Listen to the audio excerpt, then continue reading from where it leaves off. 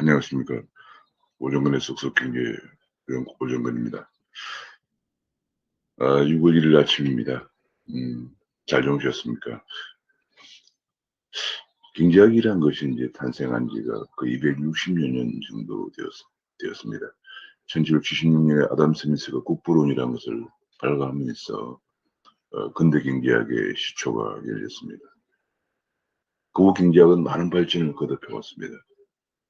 주로 경제학의 발전이라고 하는 것은 일단 많은 학자들이 가설을 제기하고 그 가설을 검증하고 그 가설에 맞는지를 검증하고 그 검증의 결과를 논문으로 발표하고 그 논문들이 또 피어 리뷰로 그러니까 같은 그 분야에 있는 학자들의 논평을 받아서 수정하고 해서 세계 유수의 논문집에 실리면서 그 논문들이 집합된 것이 경제학이라고 볼 수 있습니다. 근데 뭐 세계적으로 유명한 경제학 원론 같은 경우에는 그 한 패러그래프, 한 패러그래프이 그러한 그 가설, 검증, 또 리뷰를 거친 논문들의 요약편이다. 이렇게 요약을 정리한 것이다. 이렇게 볼 수가 있습니다. 근데 이제 문현 연구 들어서 이러한 그 260여 년의 경제학 학사 중에서 경제학의 정통 경제학으로 받아들여지지 않고 있는 소득주도 성장이라는 것을 주장을 하면서 우리 경제의 붕괴가 시작이 되었습니다. 260여 년의 경제학의 역사에서 정통 경제학으로 받아들이지 않고 주변부의 한 주장으로 얘기되는 것들이 한국에서 실험 대상으로 정책으로 채택되면서 최저임금의 급격한 인상이라든지 주 50시간 문제, 주 50시간 오는 7월 1일부터는 50인 미만 기업에 대해서 무차별적으로 확대 적용되면서 급격한 임금 인상과 주 52시간 적용이라든지 뭐 이런 것 때문에 지금 많은 자영업자들이 그다음에 그 소기업들이 부도가 난 그런 상태가 되면서 일자리가 없는 상황이 발생하고 일자리 참사를 초래했습니다. 지금 이제 제가 정말 참담한 소식은 우리 청년들의 한 30% 일자리가 없는 데다가 사회에 나오는 청년들의 약 16% 정도만 정규직을 가지고 나머지 한 40%는 비정규직이나 아르바이트를 할 수밖에 없다 이런 얘기입니다. 지금 그런 참담한 속에서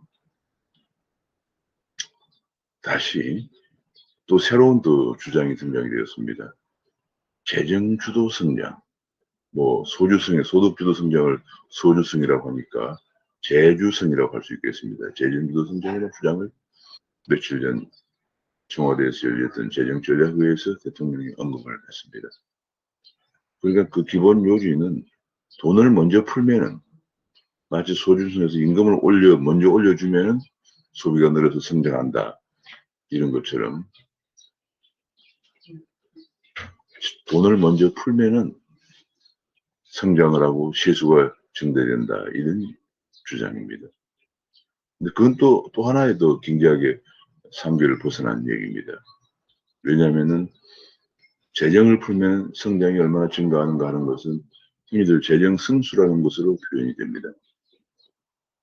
정부의 돈을 많이 풀면은 시중의 자금을 빨아들여서 정부에 지출하기 때문에 시중의 금리가 올라가서 투자가 감소하는 그런 밀어내기 효과가 발생합니다. 그걸 구축 효과를 합니다. 그러니까 정부에서 돈을 많이 쓰면 쓸수록 시중의 자금이 금리가 올라갈 수밖에 없죠. 금리가 올라가면서 민간 투자가 줄어듭니다. 그래서 그런 구축 효과가 발생하기 때문에 재정 승수는 언제나 1보다 적습니다. 정부 지출 세 가지로 나눕니다. 정부 투자 지출, 예컨대 뭐 SOC를 건설한다든지 그런 것들이죠. 그 다음에 정부가 공무원들의 월급을 주거나 하는 것을 정부 소비 지출이라고 합니다. 그 다음에 이제 우리가 요즘 많이 주죠. 뭐, 그, 현금 살포 같은 거, 이런 걸 이전 지출이라고 합니다. 정부의 투자 지출 경우는 대체로 재정 승수가 0.9 정도 되고요. 정부 소비 지출은 0.8 정도 되고, 이전 지출은 거의 0.3 정도밖에 안 된다. 그런 얘기입니다. 그러니까 지금 이제 많이 하고 있는 현금 살포는 100조 원을 살포하면은 GDP 증가는 한 30조 정도밖에 안 된다. 그런 얘기입니다. 그러니까 재정 주도 성장은 경제학적으로 실정적으로 문제가 검증이 안 된 얘기죠. 가급적이면 재정을 적게 지출해서 민간이 많이 투자하게 해야만이 성장이 된다는 것이 경제학에서 그동안 260년의 경제학 역사가 증명해 온 바입니다. 근데 그런 경제학의 상대를 벗어난 주장을 합니다. 소득주 성장으로 경제를 참담하게 붕괴시키는 이후에 다시 재정주도 성장을 주장하고 나섰습니다. 이 도무지 대통령의 경제 인식에 대해서 누가 이런 잘못된 인식을 대통령에게 건의하고 주장케 하는지부터가 지금 궁금합니다. 소득주 성장 경우에 그것을 지난 문재인 정부에서 중요 정책 기조로 삼는 바람에 과도한 임금 인상으로 자영업자나 소상공인들이 붕괴하면서 엄청난 고용 참사를 초래했는데도 불구하고 소주성을 강력히 주장했던 청와대 경제수석 공자로서 국책연구위원장 KDI 원장으로 또 영전이 되었습니다. 언론에서 난립니다. 학자들은 앞으로 KDI 보고서를 신뢰할 수 있겠느냐 그런 시작해서 난립니다. 다시 한번 또 재정 쪽에서 재주성이 등장하고 있습니다. 소주성이 이은 재주성이 우리 경제를 얼마나 파괴시킬 것인지 정말 걱정 아니었습니다. 정부는 당장 지금 재주성을 하기 위해서 일단은 재정 준칙을 바꾼다고 합니다.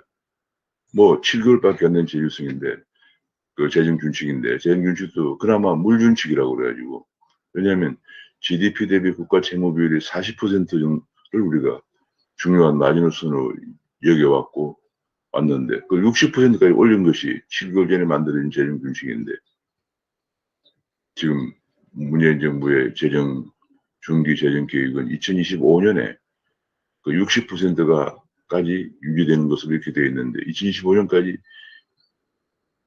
재정을 확장적으로 하면은 그 60% 유지가 힘들다는 전망이 나오자 그러면 재정 준칙을 또 바꾼다 이런 얘기입니다. 그저 그냥 없는 거와 마찬가지입니다. 물준칙이라도 없는 그나마 그것도 또 바꾼다는 겁니다.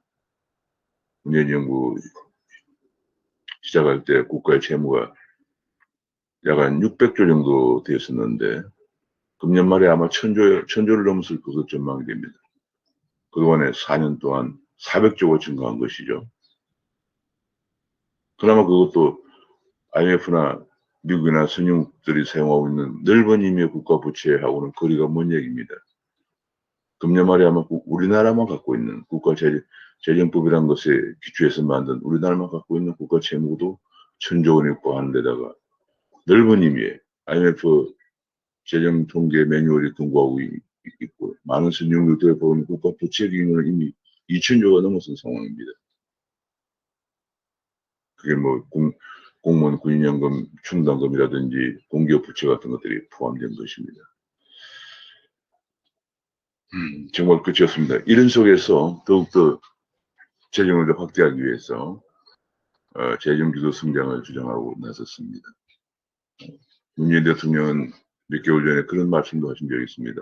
이제는 작은 정부가 최선이다 하는 그런 미신에서 벗어날 때가 되었다. 아마 작년인가 그런 말씀을 하셨습니다. 그러더니 드디어 내년 예산을 600조 원이 넘는 예산을 나올 것으로 전망되는 재정 확대를 다시 한번 주문을 했습니다. 오늘 아침 제가 언론 뉴스를 보면서 안타까운 것은 소주성으로 나라를 그만큼 경제를 붕괴시킨 데 이어서 다시 재주성이라는 듣도 못한 경제학의 상계를 벗어난 주장을 다시 정책 기조로 삼으면서 우리 경제를 이제 다시 재정 위기 상황으로 몰고 가고 있는 안타까운 모습을 보게 되어서 하여튼 말씀드리겠습니다. 재정 위기가 온다면 얼마나 무서운 것인가에 대해서 아직 많은 분들이 피부로 느끼지 못하고 있는 것 같습니다. 재정 위기가 오면 일단 정부가 지출한 재정이 중단되는 거죠. 그리스 같은 경우 2011년에 재정위기가 발생하면서 일단은 병원을 갈 수 없습니다. 병원에 정부가 지급하는 돈이 지급이 안, 병원비가, 치료비가 지급이 안 되기 때문에 학교를 갈 수 없습니다. 학교에 정부가 지출한 돈들이 지급이 안 되기 때문에 그렇습니다. 약국에서 약을 살 수가 없습니다. 정부 보조금이 지급이 안 되기 때문에 그렇습니다. 그래서 그리스는 완전히 아비규환 상태에 빠졌습니다. 주요 SOC가 가동이 안 됩니다.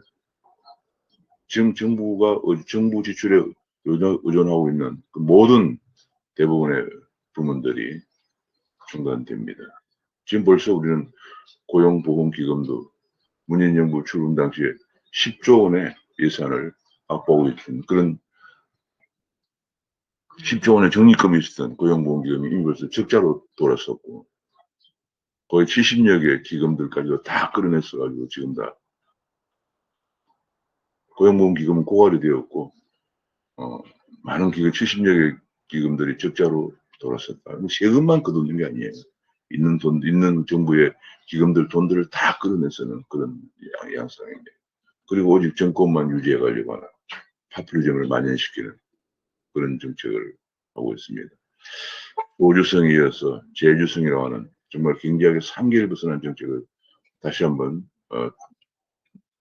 도입하려고 이미 도입하고 있고 또 확대하려고 시도하고 있는 대통령의 경제인식과 정책에 관해서 같이 말씀을 나눠봤습니다. 감사합니다.